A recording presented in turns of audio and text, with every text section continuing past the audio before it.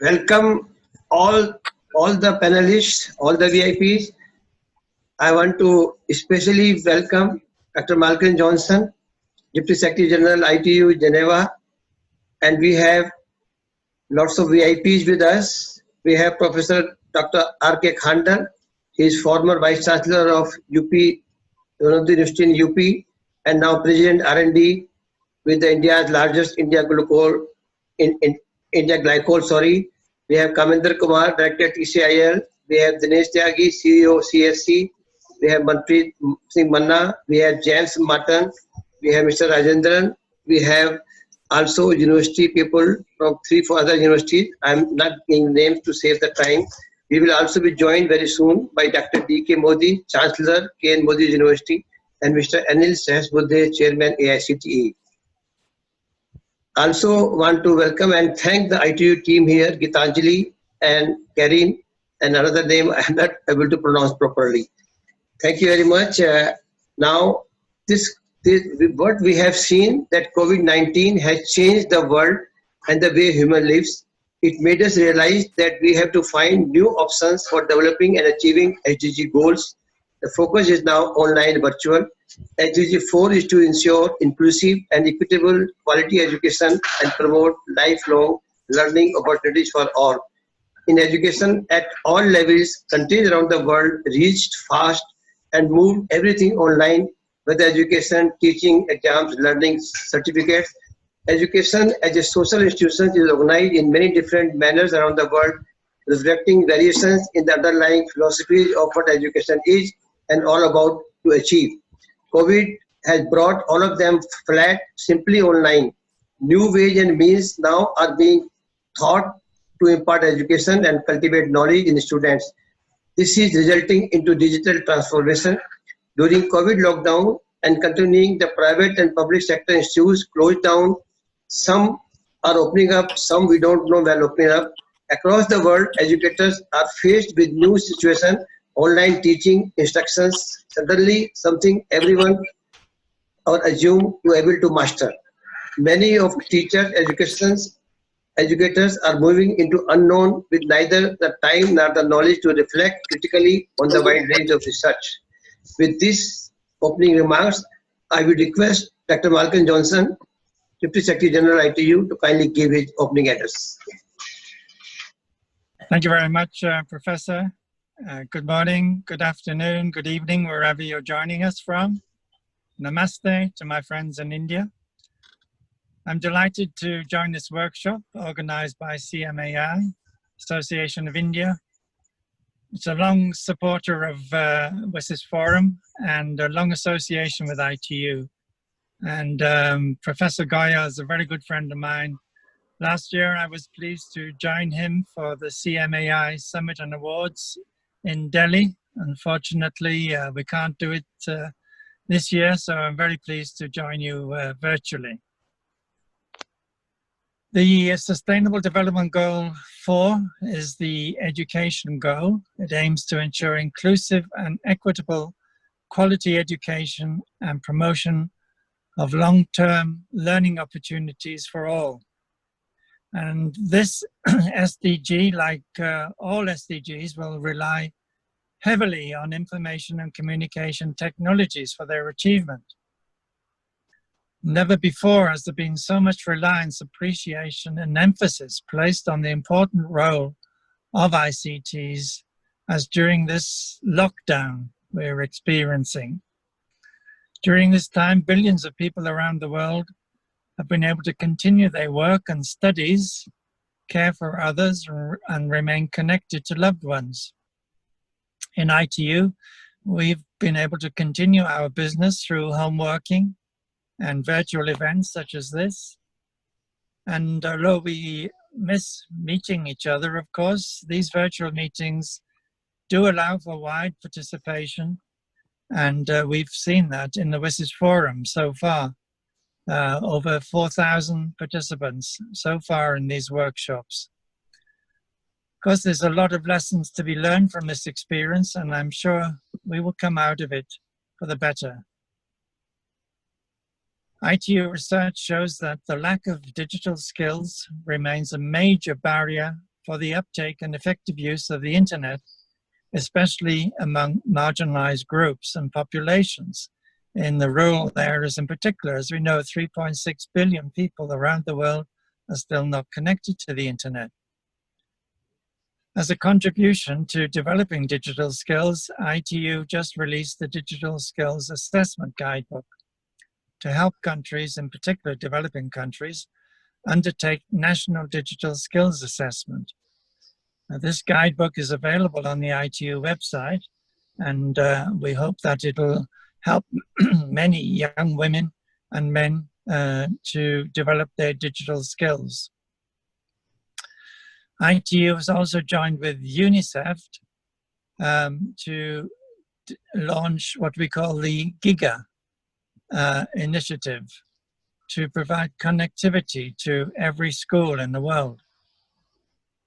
Some 3.6 billion people in the world do not have access to the internet, as I mentioned, and so many of these include school children and students. I'd also like to draw your attention to the fact that we have a vibrant academic membership in ITU. We have over 160 universities, members of ITU, and we hope very much to see more joining from India in the near future, especially with the new ITU office opening in Delhi very soon. We only have 10 years left to achieve the UN SDGs, and we have to make extra effort to achieve them by 2030. Cross-industry and public-private partnerships will be key. All WSIS partners, government, industry, academia, civil society, regional and international organizations, all need to join together to leverage ICTs to help to defeat COVID-19 and make the world safer, stronger, and more sustainable. A world where no one is left behind and where opportunities have no boundaries. I'm sure this session will make its own contribution to this objective. Finally, let me congratulate all awardees of CMAI's Excellence in ICT Education Award in recognition of their excellence in education and innovation in the development of digital skills, especially in India. Thank you, and I wish you an enjoyable and fruitful session. Thanks, Mr. Malkan. It's always great to hear you. You are an inspiration for all the world and for India also. We will now move next, and I will request Professor Khandal to kindly give his address within 5 minutes, please. Professor Khandal. And we are also recognizing Professor Khandal for the leadership in higher education. Thank you very much. Thank you very much, Professor Goel. First of all, I must compliment you. I must compliment you as the president of CMAI and the whole CMAI for doing all these kind of great programs, especially for bringing Dr. Johnson to India. Dr. Johnson is a gem of a soul, and I really enjoy interacting with him. The last time we were together was in Kolkata, and it was a wonderful visit of Professor Dr. Johnson here. I really compliment him also for the fact that ITU has been brought to India very close to various universities. By virtue of the fact that I am connected to so many universities and thousands of institutes in India, I would like to see that I would work with you to bring them in contact, close contact with ITU. I think today's conference has also brought me on the same panel, thanks to Professor Goel, with my great friend, Dr. Dinesh Tyagi, who again has been contributing a lot by his services to the nation building. Thank you very much, Professor Goel and Dr. Dinesh Tyagi. I'm also pleased to share DAS today with souls like Professor Manna and Kamendra Kumarji and many others, Sebastian Ji, many other top experts of India here. Now let me give my views about the SDG of UN related to education. I have 3-4 points to share. The first and foremost point that I want to share here is that the pandemic has taught us several lessons, but the most important lesson that we must have learned is how capable we are, how technologically advanced we are. Capable we are means whether we are able to take care of ourselves to save ourselves from coronavirus. Because no matter how big hospitals, what best doctors, what all best of the facilities we have, whether we are most advanced, most developed or developing, it really doesn't matter. This pandemic has shown that only those who are able to save themselves from this, that means highly immune people with great self-curing properties, high immunity, they only will survive. So it has very clearly shown you have to save yourself. And we all know that the Ayurveda has taught us Panch Mahabhut concept, where it says that the body has more power to cure itself than it has to develop disease in itself. The second aspect that this coronavirus has taught us is about our capability related to be able to educate each other and connect it. How technologically advanced we are. We understand the situation given by Dr. Johnson that millions of people are not still connected, but in spite of the fact, in India, we are in a happy situation. Thanks to our Honorable Prime Minister who has been successful, and in fact it has become quite exemplary for all other countries to follow. He has been successful in creating this as a mass movement to fight corona. It doesn't matter how many cases are being reported today. The fact of the matter is the number of deaths out of this, because of this, is much less in India than anywhere else. Also, recovered people are recovering fast and percentage is very high. Talking about education, I think what this pandemic has shown is that kind of differentiation that we have been creating all these years. We differentiated education based on discipline. We said you are engineering, science, art, culture, all that we differentiated. We also differentiated education based on which institute you come from, what percentage of marks you have, how much student to teacher ratio you have, what are the kind of facilities you have. All that actually has no meaning. This corona has taught us. Ultimately, at the end of the day, education means gyan. Education means just not knowledge, but gyan. And gyan, you get it after you have real education, which has two planks. Number one, completing the syllabus, and the other one, learning. That means teaching and learning.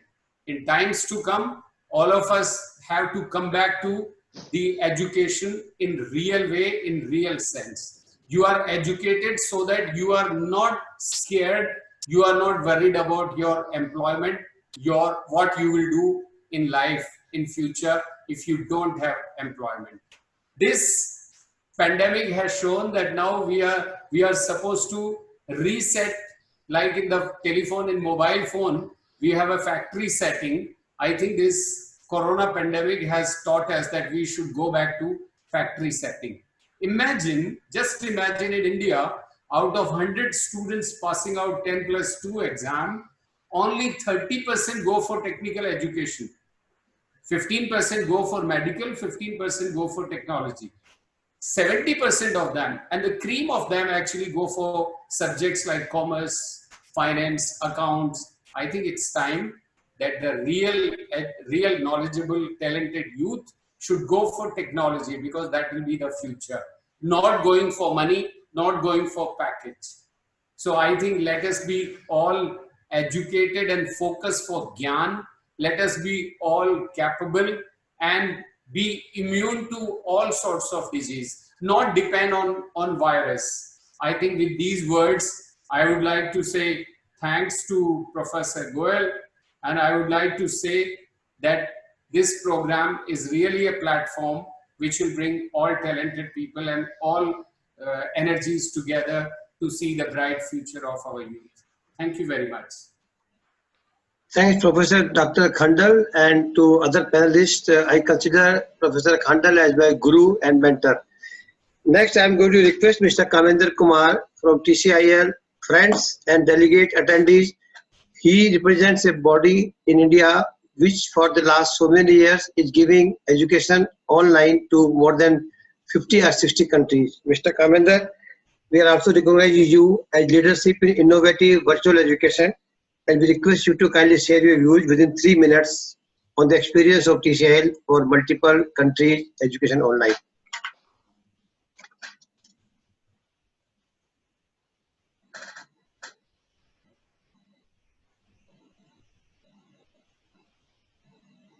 Mr. Kamendra Kumar, unmute yourself. Come in. Please unmute yourself.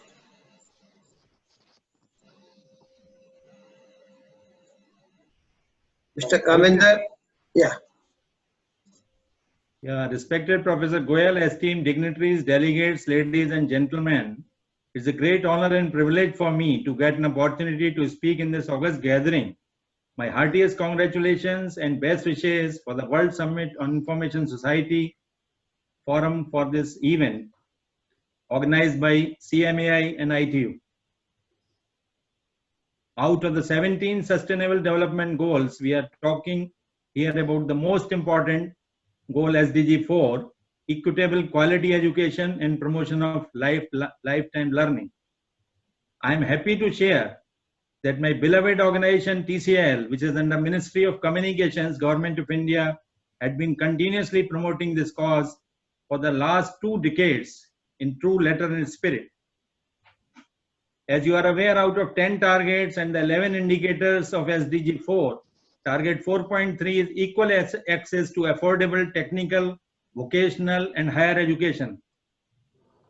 We visualize to promote education through our Pan-Africa Tele-Education program as early as in 2006, when we did our pilot project in Ethiopia. Our visionary president, Dr. Kalam, conceived this project, which was launched in 2009 formally after the successful pilot project in 2006. It was implemented by TCIL under the patronage of Ministry of External Affairs and continued its maintenance and operations till September 2017. That is for about 8 years. The network provided education and medical services through telecommunication links using the heterogeneous network consisting MPLS, IPLC, satellite connectivity for the African Union covering 48 countries and providing quality education from the best universities of India to thousands of students. Subsequent to the completion of this ambitious project, we were again entrusted by the ministry in 2018 as the implementing agency for its continuation of phase 2, named as E-Vidya Bharati. Vidya Bharati means India Education, and E-Arogya Bharati, India Healthcare Programs. Adopting the technology upgradation, EVBAB, in short that we call it project, is to provide good quality and higher education and medical services, including continuing medical education, CME, through web portals to the students, doctors, paramedical staff in Africa for the coming 5 years. The E-Vidya Bharati portal for the education services has been launched and the students' enrollment has been started. Thus, TCIL has established its leadership in innovative education across multiple countries. In addition, in India, TCIL has been involved in providing computer education and digital virtual collaboration in thousands of schools in the states of UP, about 1,500 schools, in the state of Orissa, 600 schools, central schools, Delhi schools of 1,100 schools of Delhi, and central schools of India all across the country, including the remotest areas. With the help of digital virtual collaboration, seeing and talking are achieved in real time with cost effectiveness, reduction of travel costs, inter-regional meetings, and the recordings.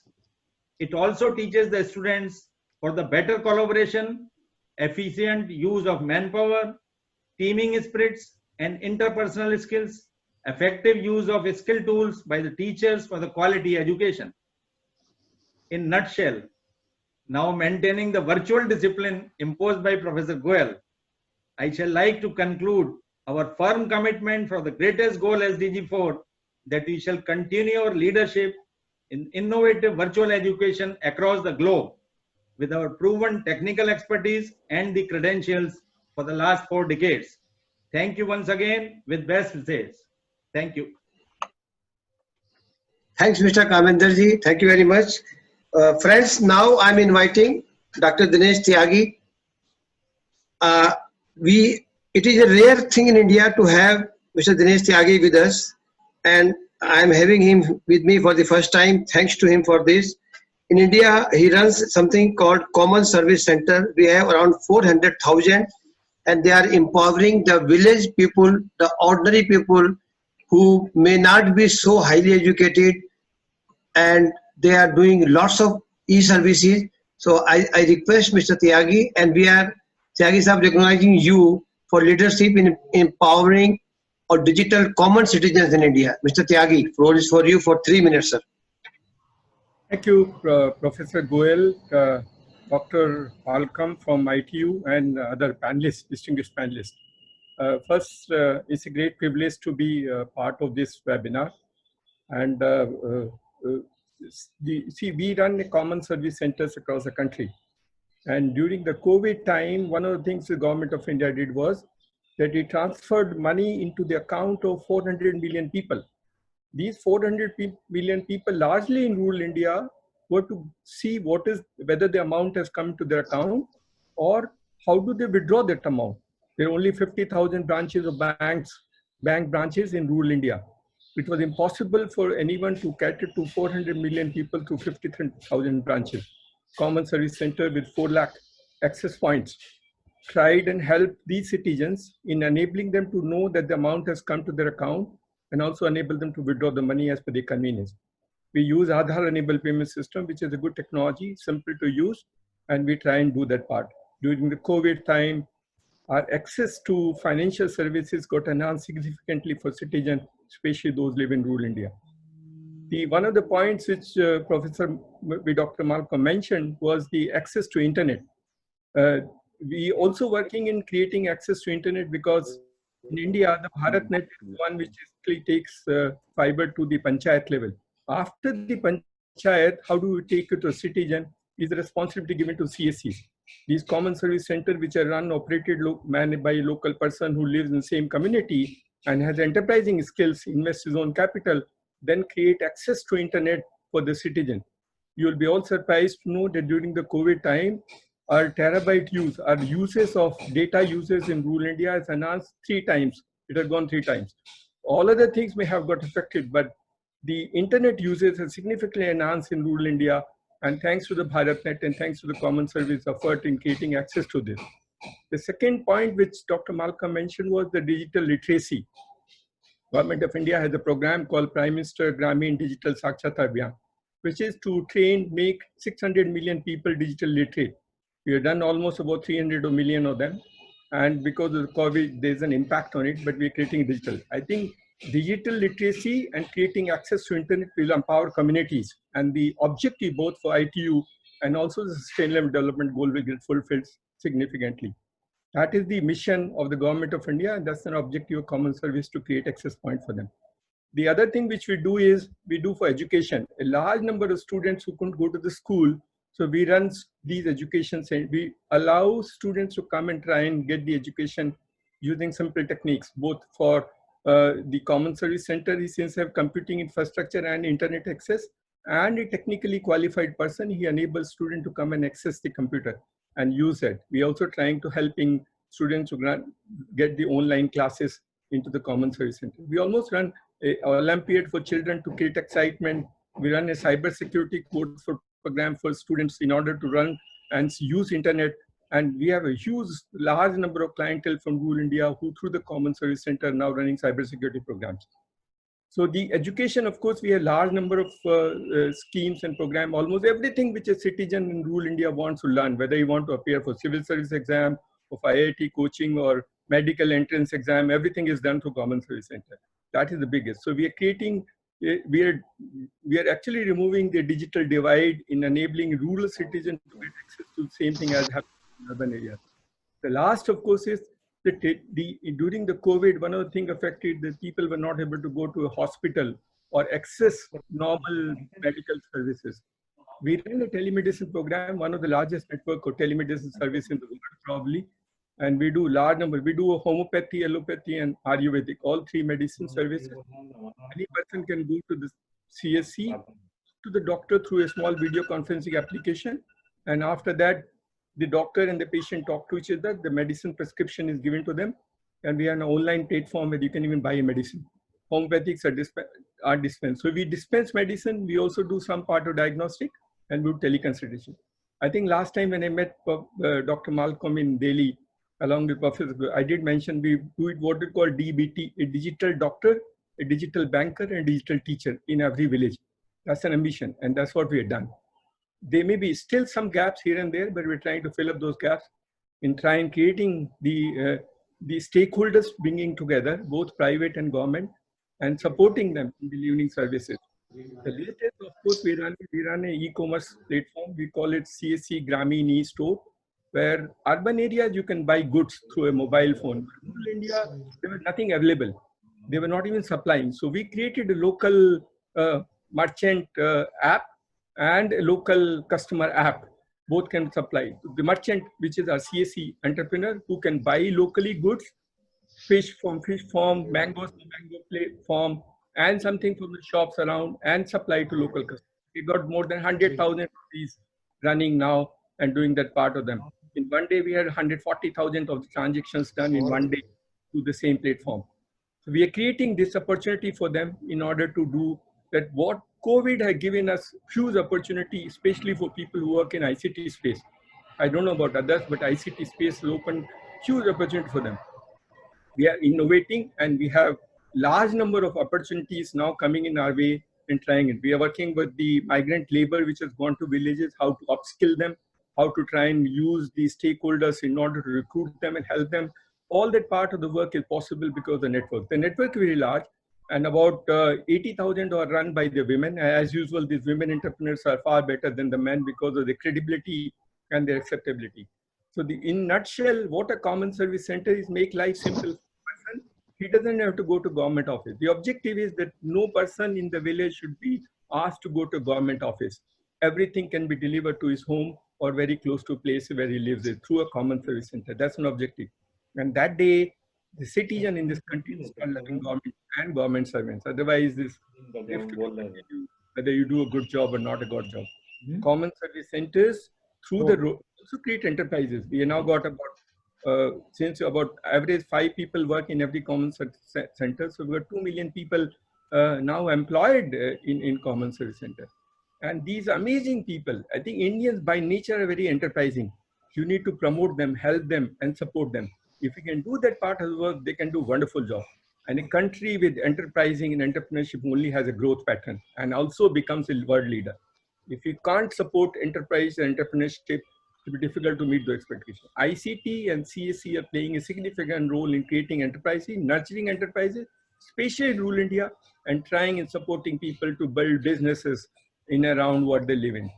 So there are huge opportunities, and we have service providers who want to use the network. It's a neutral platform. Anybody can use, anyone who has any service to sell in rural India can use the CSC network.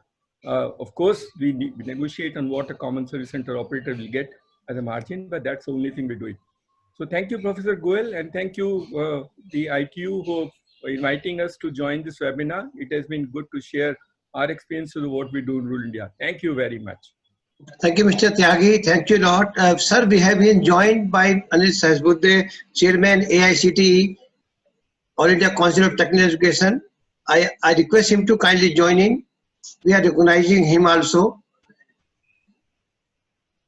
I already joined. Yeah, sir, you are the best leadership in higher education in India. Please share your views within 3 minutes if possible. Namaskar, Professor Sahasrabudhe. Namaskar, namaskar. Hello, is it audible? I've just unmuted. Yes, sir. Audible, sir. Yeah. Thank you very much, Dr. Goel ji. As usual, you are a man of energy and you charge up everyone. So I saw Dr. Dinesh Tyagi, and I unfortunately I couldn't listen to Dr. Malcolm since I traveled from Dharmshala to NIT by road, and it took about 2.25 hours, and therefore I was not able to join in the beginning. And nevertheless, congratulations for holding such a important 6th International Education Excellence Award function, where you would like people to come forward and support in the time of not only COVID but non-COVID times as well. So I'll just give a couple of examples what we have done in AICT in the last 4 months. Phenomenal amount of faculty development programs. So one of the important things is we can change curriculum, but unless faculty are trained in taking care of those new additions in the courses, I think it will not reach the students. And that is why under what is known as Atal Academies, which we started off last year, we had only 185 programs conducted with 9,600 faculty trained in various upcoming niche areas, which we call emerging areas in ICT, whether it is AI, IoT, machine learning, deep learning, robotics, 3D printing, we have augmented reality, virtual reality. All of these subjects are going to become very important in the future, especially for job creation as well as for entrepreneurship. So we started off with several programs last year, but this time within 3.5 months, we conducted just half the programs of the entire 1 year. And then more importantly, we trained double the number of faculty members compared to last year. So instead of 9,000, we have been able to train more than 17,000 faculty members. I think that is a phenomenal, value of technology, how we can reach out to people. We had universal human values and student induction program workshops for faculty members.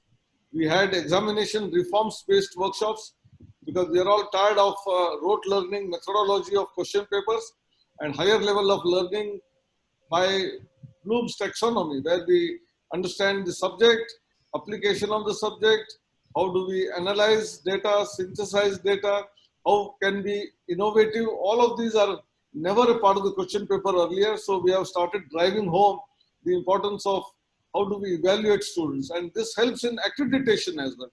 Because in accreditation, National Board of Accreditation has 12 graduate aptitudes or parameters under which the institute is evaluated. And all these examination reforms directly lead to the accreditation of the institution. We have made internship mandatory, but again, we have few institutions which are located in city who can easily go to an industry and get connected. But we have created an internship portal which is supporting any student from any rural area to connect with that, and then depending on his interest, the place where he would like to undertake internship, this does matchmaking. And in the COVID time, since students were not able to physically move on to various industries, we had various internships which are online internships. Students were given challenging problem statements which were guided, and then students were able to complete some of those problems and then support our industry as well. We are all aware of the Smart India Hackathon, which we were holding for the last 3.5 years now. And the fourth one was about to be done on the April 1st week. And suddenly pandemic and lockout, everything started off. So we are holding it on 1st August. And on the 1st to 3rd August, students will be in their respective places. We have created a platform where students will join a virtual hackathon group of an institution. And there the various their mentors will also join, the experts who are evaluating jury will also join, and I think it's a totally virtual platform based hackathon which we are going to hold from 1st August to 3rd August. Apart from that, several other initiatives like NEET, National Educational Alliance for Technology, under which students are trained under various types of various tools which are developed by startups and many companies where AI-based personalized learning is possible. So depending on your interest, area of the subject where you want to go ahead, and your level of achievement till today, the portal will check your present status and guide you through to achieve excellence in that particular domain. And all of this was at a fee which the companies used to charge. And for every 4 seats which students procure, 1 seat was expected to be given free, which we would be giving to the socially deprived sections of the society, SC, ST, and economically backward students. But this was just picking up. By the time pandemic occurred and many institutions, organizations, they came forward and said they will provide entire thing free of cost during this period. And you will be amazed that more than 4.5 lakh students made use of these softwares for personalized learning. And the fee, which otherwise if the companies had charged, this would amount to more than 260 crore. Apart from that, many other companies who were not onboarded onto our NEET portal, they also came forward. They also gave their products free, and that amount is another 250 plus crore. I think this is how, by the society, for the society, things are happening in India.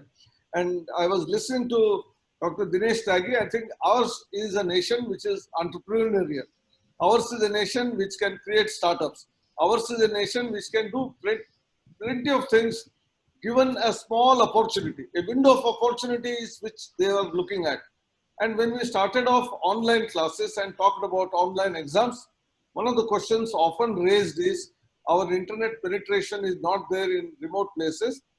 We know that it's happening. It will take some time. BharatNet is reaching every nook and corner, but it has to reach every home and it should be affordable.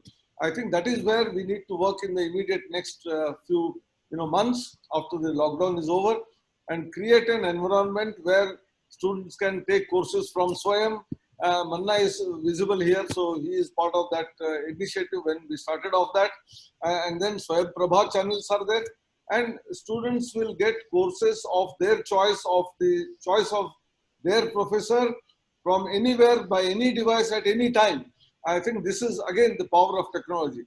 But one other thing which we have started advocating, Goelji, you can help us in this respect, is many people say that students may get connectivity at their home or in their village, but they don't have devices, whether it is smartphones or the computers or the laptops. I have 2 ideas, and I spoke with NASSCOM, and NASSCOM is willing. Every year, all IT companies together change computers, their laptops in their organizations, which amount to more than 500,000 plus every year. And they are willing to give those which are changed, because they buy new ones. The old ones are still useful, very good. They can be donated to our students and at least to CSCs, common centers where students can come and then start using them. Second one, all middle class and above middle class families have at least 7-8 devices lying idle in their homes. Whenever a new model of mobile phone comes from different company, we keep procuring that, and the old one is lying idle. If it is thrown, it will become electronic waste, which creates problems in the environment. On the other hand, you donate it to the library of the school or the college. I'm sure we will be in a position to help our student friends who are unable to procure those models. And government on its part also can give, like DBT, some kind of support for buying such kind of items, whereby we really create a egalitarian society where everyone can get education of their choice from anywhere. I think that is where we are moving, and I'm sure the 20% credits which are allowed under Swayam by UGC and AICTE will be expanded to 40%, and we will have a lot of online programs and courses beginning to happen. We are already having seminars, conferences, as well as meetings online. Why not many other programs online? I think online is the order of the day. With this, I conclude and thank the organizers for giving this opportunity. I have come for some other work here, so I took your time off and wanted to speak few sentences at least to motivate our young people for watching this program. Thank you very much. Namaskar. Sir, namaskar. Thanks a lot. And sir, I have taken your suggestion. I will meet you in Delhi and then talk to you. Now, friends, we are again usual problem in the conferences. The time 4:30 is finished. So I will request for 1 minute each now. I request Dr. Manna. Dr. Manna, please, you have gotten 1 minute. We are giving you also the award Outstanding Speaker. 1 minute for you. Thank you very much, Professor Goel, Dr. Johnson, Professor Anil Sahasrabudhe, for inviting on this particular platform to be speak out and to be keep our words and keeping a time in limit. I will speak in the very concise way. So today we are talking about this COVID-19. The COVID-19 impact is there throughout the world. But for my teachers, my students in my country, I say we have an antivirus of COVID-20. My COVID-20 says the C is for the connectivity. We have to be get connected with each other. Let the youngsters to be get connected. They should not be get depression feeling that we are not going to be get served in this nation or internationally. Yes, jobs are very much available. Only roles are only going to get changed. Today, when we are talking about the hard work, now it's going to be a smart work. Today, we are talking about the automation. We are talking about the AI. We are talking about the blockchain. So C is for the connectivity with the learners. Of course, the O is going for the outsourcing of open access softwares, the applications, the modules, which we supposed to be have. V for the virtual classroom system. We are now talking about the blended learning. So the blended learning does mean that the offline, you have to have the labs, but the online, you can have your theory classes. That is a virtual classroom system, as what the UGC, AICT is taking care of this. I for the interfacing with all these kind of apps. You know that today our Honorable Prime Minister says, you want to be safe in my country, you upload the Arogya Setu app. So Arogya Setu app is going to be get interface through your mobile. It means you are going to be get the alerts when you are going to come in contact with some COVID patient. So D is the digital divide. You have to have a digital divide. With this, I just wants to be get concluded. Nothing else to speak. We all has to be get connected with the COVID-20 antivirus. Thank you very much. Thanks, Manaji. I request now Mr. James Metten, Chairman of Vedic IAS Academy. This is the first academy for IAS online. I request him kindly be there, and we are also awarding him award for excellent global e-learning. Mr. James, sorry, 1 minute for you. Thank you, Professor Goel. Respected Dr. Malcolm Johnson, Dr. Anil Sahasrabudhe, Professor Goel, and all other respected dignitaries and friends. I am extremely happy to stand before you today because our organization, Vedic IAS Academy, have been blessed with the world's most prestigious Excellent Global E-Learning Award 2020. May I take the opportunity to extend our deep gratitude to ITU and United Nations Geneva and all office bearers of CMI Association of India for honoring our organization with this Excellent Global E-Learning Award. At Vedic IAS Academy, we harness the revolutionary spirit to provide affordable, world-class online civil service coaching that transforms lives. After a long groundbreaking research, we are energized with wide-ranging online classes and videos with the support of artificial intelligence, holograph, VFX, and robotic technologies. Once again, thank you very much to all, especially to Professor Goel, ITU team for this wonderful opportunity. Thank you. Thank you, Mr. Jam. Next, I am going to request Dr. Babu Sebastian, who is the former Vice Chancellor from Kerala 2 University. We are giving him recognition as excellent contribution in education sector. Mr. Sebastian, 1 minute for you, and then you can send your comments in writing. Okay. Thank you very much, Professor Goel, sir. Mr. Sebastian, unmute yourself.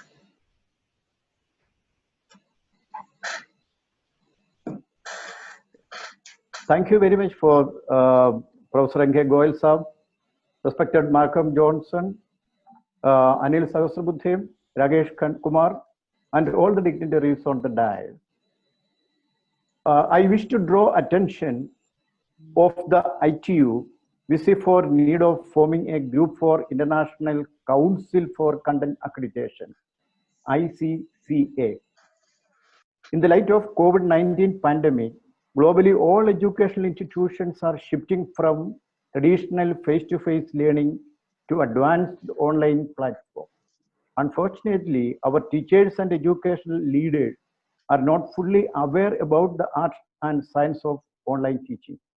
The present online teaching learning system needs some basic corrections and modifications. Academic communities are not fully familiar with the online teaching platform and cutting edge technologies. So many new organizations and institutions are now providing e-learning content, online classes, and online courses. Newborn online schools and colleges are doing aggressive promotional activities now. On the online organizations and products are now demanding scientific assessment and accreditation. Based on our social commitment, there is need to develop a global platform to assess and accredit the online educational activities across the world. The prime agenda of the proposed International Council for Content Accreditation will be to assess and accredit e-learning content, online teaching, online courses, and online educational institutions. The objective is to help them to work continuously to improve the quality of the teaching learning products and process. Thank you. May I take this opportunity to extend my deep gratitude to Professor N.K. Goyal and other team members to provide me this opportunity to address this august assembly. Thank you. Thank you very much. Thank you, Mr. Babu. May I request now Ms. Sonia Dubey Diwan, Managing Partner, Indian School of Image Management. We are awarding him as Excellent Vocational Training Institute. Thank you. Thank you, Professor Goyal. Namaskar, everyone. Thank you, Professor Goyal and Dr. Malcolm Johnson, as well as CMI for this opportunity and recognition today. I agree with Dr. Malcolm's opening address and also believe that access to technology will play a vital role in the education industry going ahead. At Indian School of Image Management, we are devoted towards excellence in teaching and developing leaders in image management and soft skills training. We are the only institute in India and Mauritius to provide internationally accredited education institutes in image consulting as well as in soft skills domain. And we are using our platform to build an ecosystem to upskill the Indian workforce, which we believe will be more competitive in the global landscape. And this we have made possible due to our strong digital infrastructure for education as well as mentorship. If there's one thing the pandemic has taught us is that learning should never stop. Technology has enabled us to reach every corner of India and to pursue our dream of creating skilled Indian. With this note, I would like to thank once again Dr. Malcolm Johnson, Dr. Anil Sahasrabudhe, and all the other dignitaries, as well as Professor N.K. Goyal for this recognition today. Thank you so much. Thank you, madam. Now I request Dr. Vaisali Biswas Patil to kindly join. We are awarding him as Emerging Technical Education Institute. Dr. Patil. Yeah.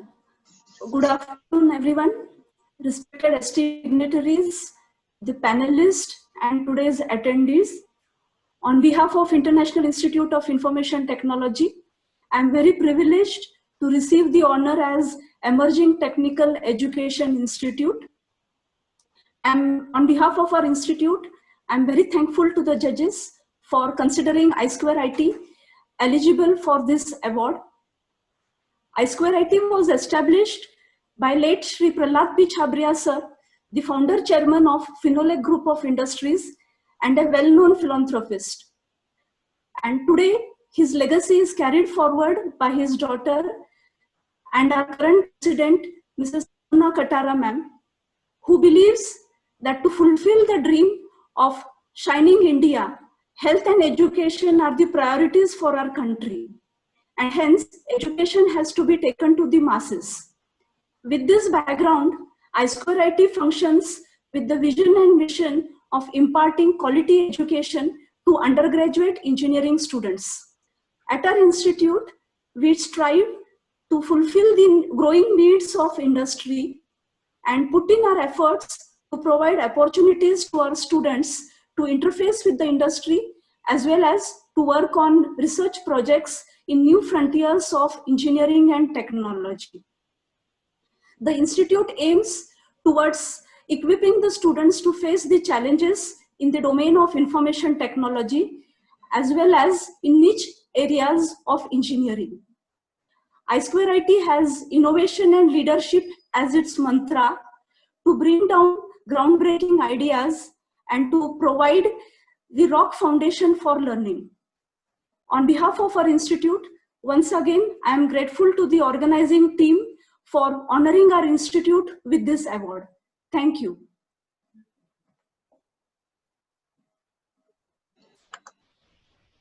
Thank you very much. I want to now request Professor Sanjay Chaudhary from Delhi School of Business, Vivekananda Institute, to kindly give his views in 1 minute, and we are giving him recognition as excellent contribution in education sector. Professor Sanjay Chaudhary. Thank you very much, Professor N.K. Goel, Dr. Malcolm, Dr. Anil Sahasrabudhe, and the eminent panelists. I am really thankful to get a chance to get this award in the midst of such an eminent panel. I also wish to thank my teachers, all my gurus, and my family for supporting me over the last 23 years. And special thank to my professors in Indian Institute of Technology, IIT, Indian Institute of Foreign Trade, and my employers at Vivekananda Institute of Professional Studies, WIPS, Delhi, to give me a chance. I am an operative. I am the person who is in the front delivering lectures day in and out, online as well as offline. So this pandemic has fast forwarded the digital initiatives, I think at least by a decade here in India.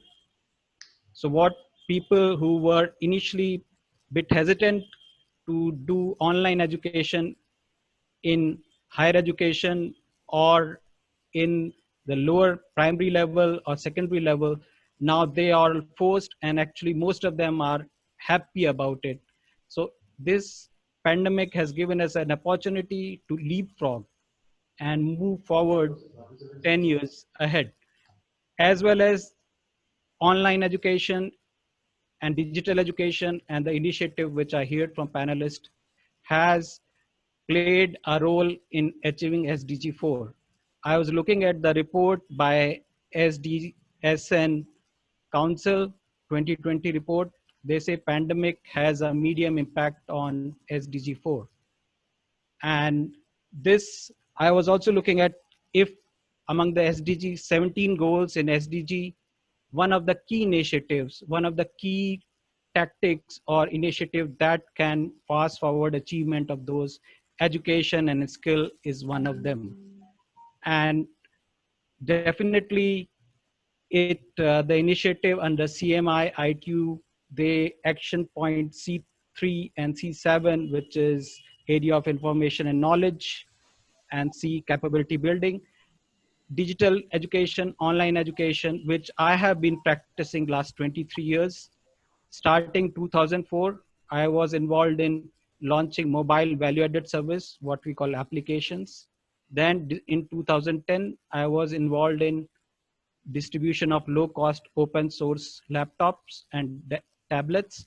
And I'm very happy to see people embracing online education, and the institution like WSIS Forum 2020, ITU, and AICT. Okay, Mr. Sanjay, we have to stop because we have to finish. Thanks a lot.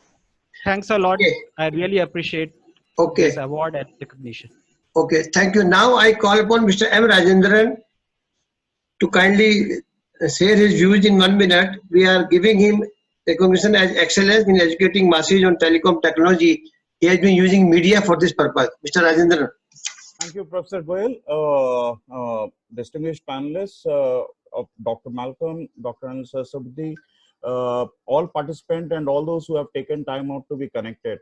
The information shared till now is fascinating, but it raises several issues. I submit with all humility at my disposal, we have only scratched the potential of this digital for education.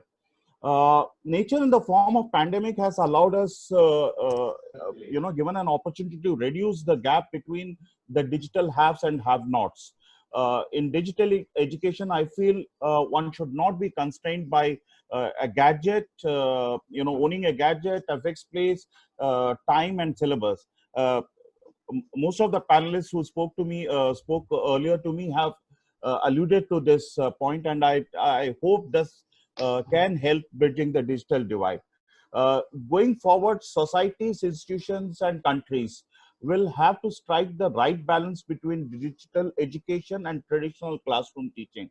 I mean, that's going to be a challenge, but I hope with the kind of information which has been shared, we will be able to achieve that. I have personally seen this has becoming a successful venture. But a note of caution, which I feel, and I have been talking about this, is when this whole process happens, few gets left out, and this few should not become many, and that is what we should ensure that because if that happens, then it will be detrimental to achieving the social development goals. I thank CMI for the honor and recognition, and appreciate this whole recognition. Thank you. Stay safe. Yeah, I thank Mr. Rajendran. Friends, our Chancellor of Dr. K.N. Modi University, D.K. Modi, is not able to join because of some problem with the internet. So we are going to request Professor Khandal to receive award on his behalf for D.K. Modi as the best Chancellor. We are just trying to go back. Thank you, Professor Goel. I shall present it to him. Just be a second. Yeah, it's here. We are awarding a best Chancellor of University in Education arena. Dr. Khandal, if you can come in for a second. Thank you, Professor Goel. Thank you very much. Professor D.K. Modi himself is an academician, PhD from top of the university, and BTech from IIT BHU. I will forward this to him. He is the chairman of a foundation which is 80 years old in this country. So set up by his father, Dr. K.N. Modi. I will forward this sheet to him. Thank you, Professor Goel, and all the best to CMAI. Sir, thank you very much.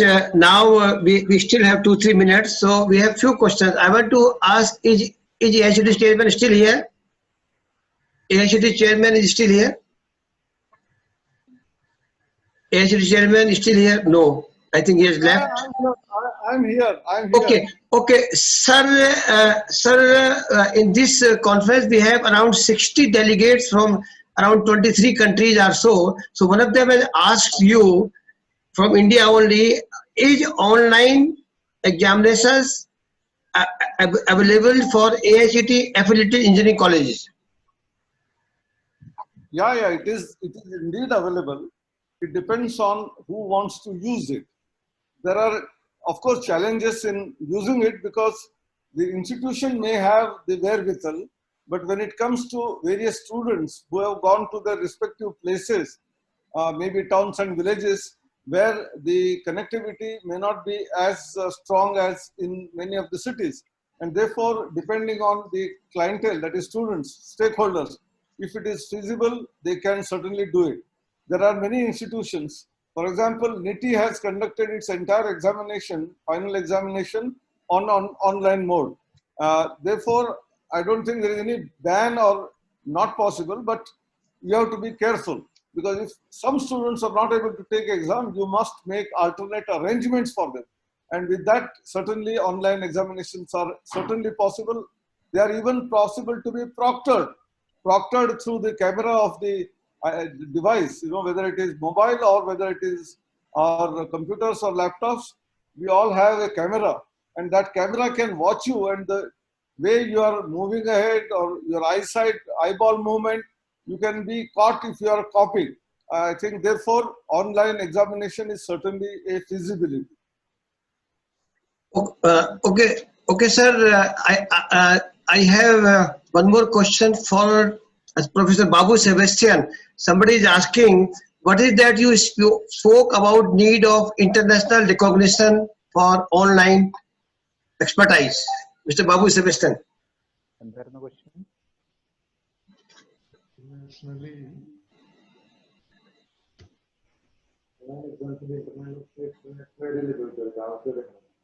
Yeah, international recognition. Sir, well, sir. Yes, sir. It is not clear. Could you please repeat the question? Somebody asked, what is that you spoke about international accreditation? We just have half a minute left now. Sir, the problem, internationally, there is only one nation is moving with this one. It is USA.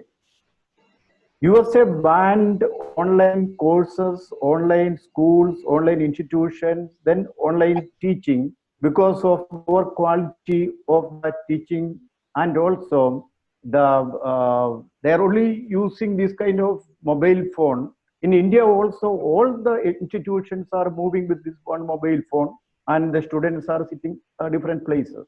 For we need a minimum protocol. We have to a laptop, I think the pen pad or a headphone for the teacher side, and also the what the teacher has to use to support the I think the animated content. Mr. Babu, sorry, no, Mr. Babu, sorry, we just have few seconds. Yeah. I think now I will request Dr. Malcolm Johnson to say a few words at the concluding remarks. Dr. Malcolm Johnson. Yeah, correct. Accreditation. Yeah, please. Yeah. Thank you very much, Professor, and congratulations on this workshop. Very impressive to hear what the awardees are doing and taking advantage of ICTs to cope with this terrible COVID-19 pandemic. Let's hope that this experience is going to result in some positive benefits. As I mentioned, never before has the power of ICTs been appreciated to the extent that it has now. And we can see that there's been a great boost to online courses, e-education. So it's also more evident than ever before that we need to bring the connectivity to everyone, everywhere, to the villages, to the remote areas, at a low cost that the people in the localities can afford. And once we have that with these online courses, then really India will be able to meet its full potential. We already have thousands of startups in India. We have tremendous educational institutes. Everybody has excellent English, which, let's face it, is the international language now. So that's also a tremendous advantage for India. And once we have excellent collaboration between ITU and India and really see it moving forward and meeting all the objectives of Prime Minister Modi. When you have that political power behind you, then everything is achievable. So congratulations once again to all the attendees. It's been a great pleasure joining you. It's a pity we couldn't all be there together physically, but hopefully we will be next year. Thank you very much, Professor. Thanks, Malcolm. Thank you for being with us for the whole hour. I know you have a busy life. Now we will have a selfie, and then I will request organizers to show the participation, the participant support. Selfie and participant support.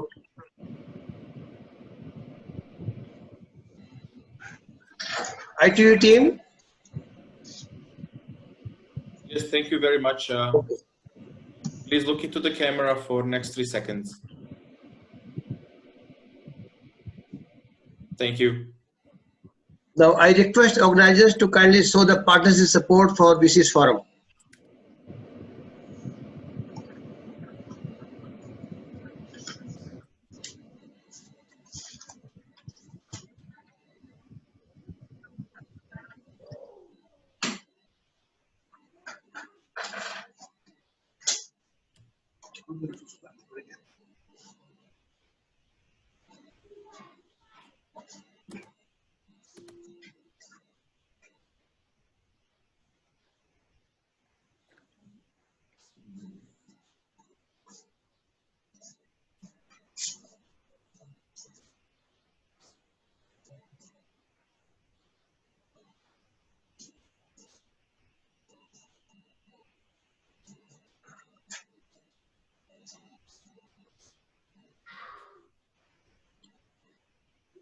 I hand over back to ITU team for the closing.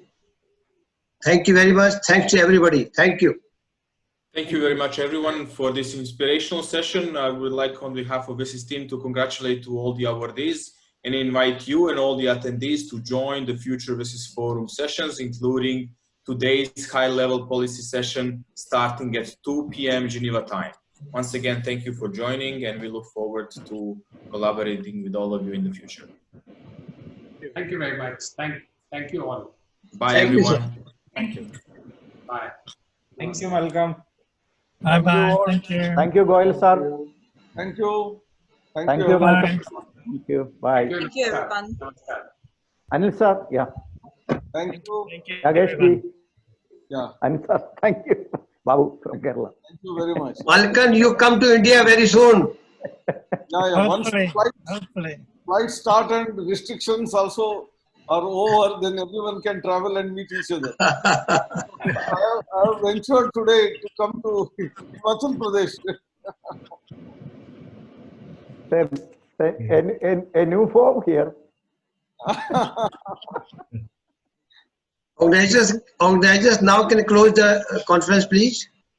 Thank you, Professor Goel. Thank you, Professor Sahastra Buddhe. Thank you. Thank you. Thank you.